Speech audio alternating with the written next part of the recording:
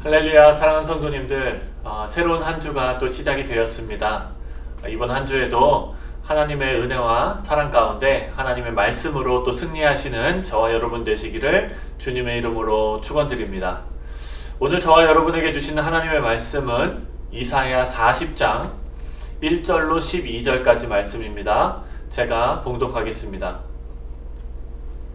너희의 하나님이 이르시되 너희는 위로하라. 내 백성을 위로하라. 너희는 예루살렘의 마음에 닿도록 말하며 그것에게 외치라. 그 노역의 때가 끝났고 그 죄악이 사함을 받았느니라. 그의 모든 죄로 말미암아 여호와의 손에서 벌을 배나 받았느니라 할지니라 하시니라. 외치는 자의 소리여 이르되 너희는 광야에서 여호와의 길을 예비하라. 사막에서 우리 하나님의 대로를 평탄하게 하라.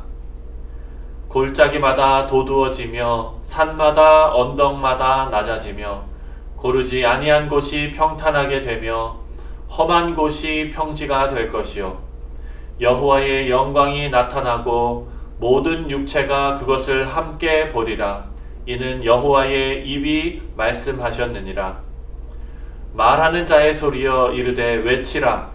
대답하되 내가 무엇이라 외치리이까 하니 이르되 모든 육체는 풀이요 그의 모든 아름다움은 들의 꽃과 같으니 풀은 마르고 꽃이 시들면 여호와의 기운이 그 위에 불미라. 이 백성은 실로 풀이로다. 풀은 마르고 꽃은 시드나 우리 하나님의 말씀은 영원히 서리라 하라.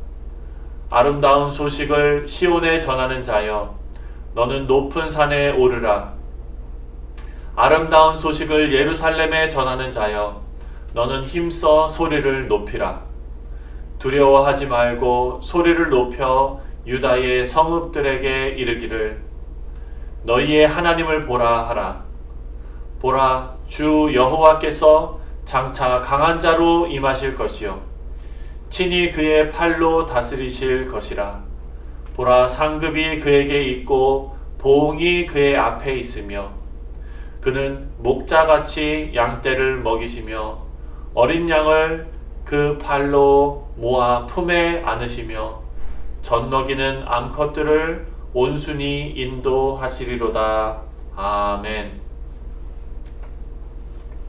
네, 사랑하는 성도 여러분, 이제 지난주로 야고보서가 끝났고 이제 이사야서로 우리가 함께 말씀을 묵상하게 되었습니다.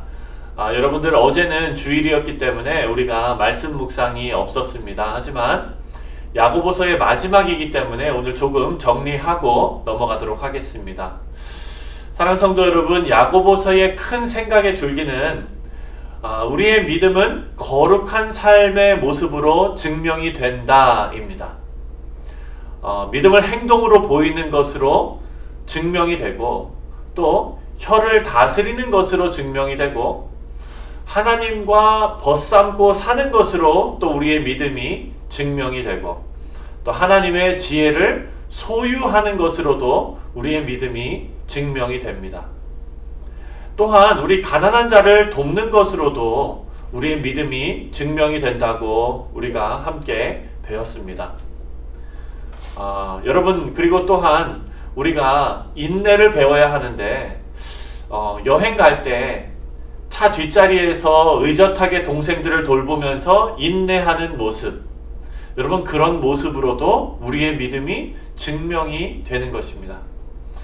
사랑하는 성도 여러분, 그래서 관념적으로만 막연하게 가지고 있는 믿음이 아니라 우리의 삶에 우리의 믿음이 녹아져서 눈으로 보이는 것들로 우리 믿음이 나타나는 것을 야고보서에서는 말씀하고 있는 것입니다. 그리고 어제 본문 말씀인 야고보서 5장 마지막에 이렇게 말씀합니다. 5장 13절에 너희 중에 고난 당하는 자가 있느냐? 그는 기도할 것이요 즐거워하는 자가 있느냐? 그는 찬송할지니라. 아멘. 사랑하는 성도 여러분, 야고보서는요, 이 모든 것의 기본을 기도라고 가르치고 있습니다. 신앙의 기본은 말씀과 기도입니다. 참 정말 어찌 보면 가장 식상한 대답이기도 하면서 또 가장 정확한 대답이기도 합니다.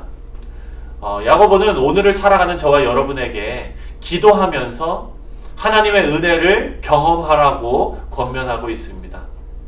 네, 우리 성도님들, 저와 여러분이 가지고 있는 이 귀한 믿음은 저와 여러분의 삶으로 나타나는 믿음입니다.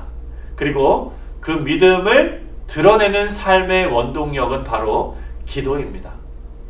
하나님과 교제하면서 동행할 수 있는 귀한 도구가 바로 기도인 것입니다. 사랑하는 성도 여러분, 거룩은 하나님과의 동행으로 우리가 설명할 수 있습니다. 야고보서를 통해서 깨닫게 하신 귀한 말씀이 저와 여러분이 하나님과 동행하는데 귀한 길잡이가 되기를 주님의 이름으로 축원드립니다. 네, 이제 이사야서를 시작을 합니다. 다시 시작하는 거죠, 사실. 네, 2020년은 참 뜻깊은 한 해였습니다. 우리가 묵상하는 이 매일 성경이 6년 만에 리셋이 되는 그런 해였기 때문입니다. 그래서 2020년 1월 1일 우리가 창세기 1장 1절을 시작으로 새롭게 성경을 묵상하게 되었습니다. 그리고 그 추운 겨울이 지나고 나서 이제 무더운 여름이 찾아왔을 즈음 작년 7월 10일 날 여러분들께서 이사야서 1장 1절부터 20절까지를 묵상하셨습니다.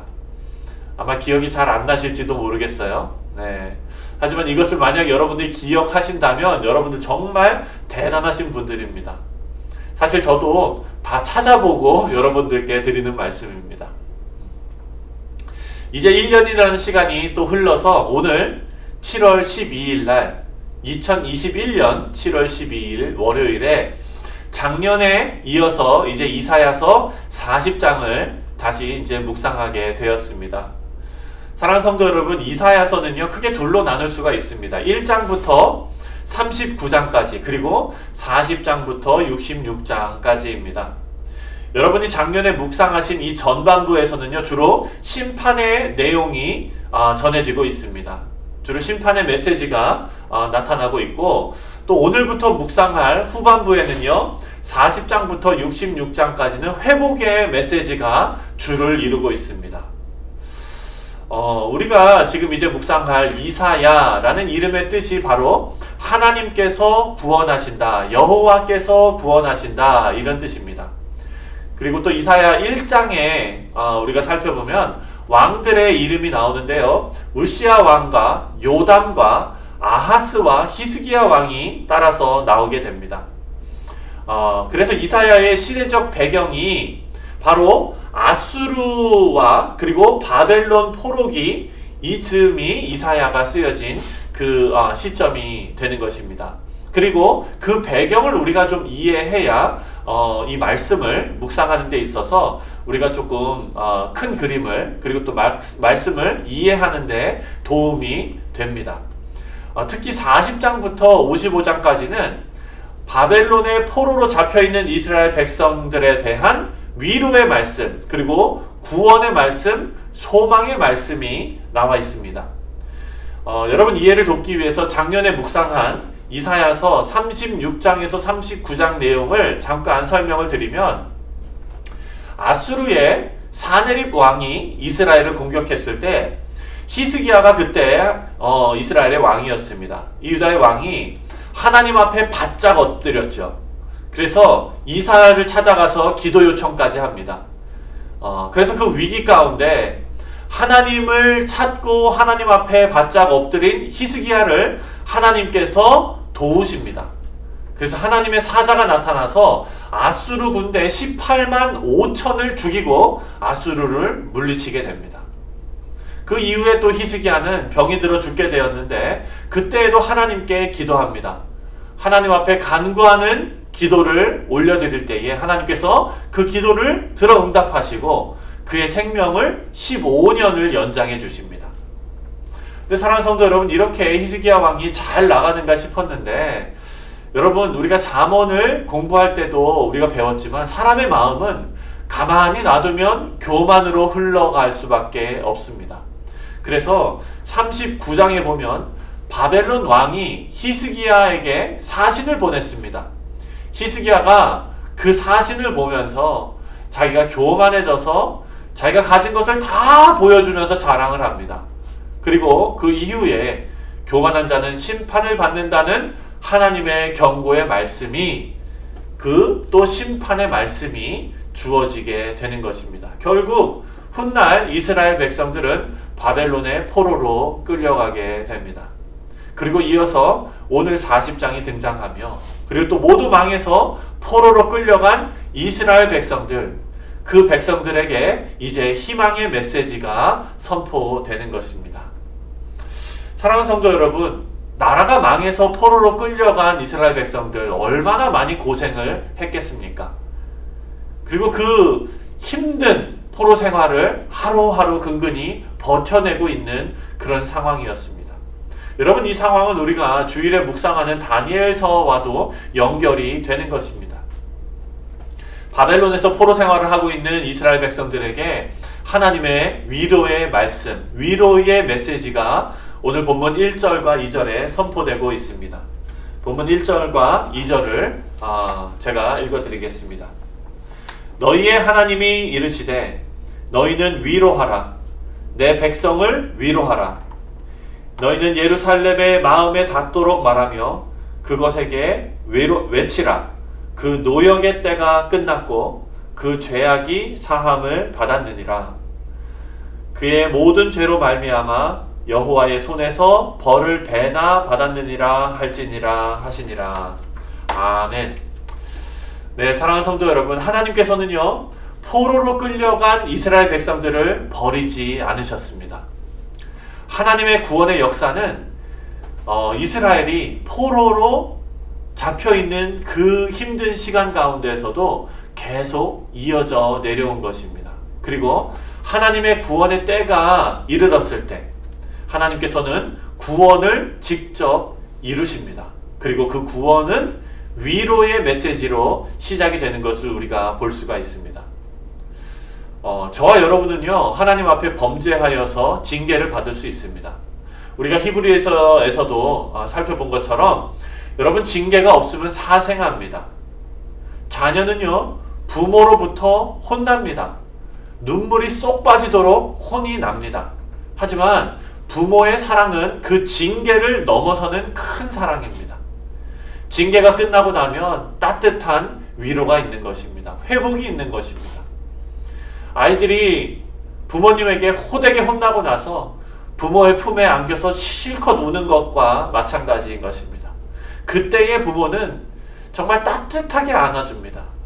그리고 그 품은 한없이 따뜻하고 한없이 넓습니다.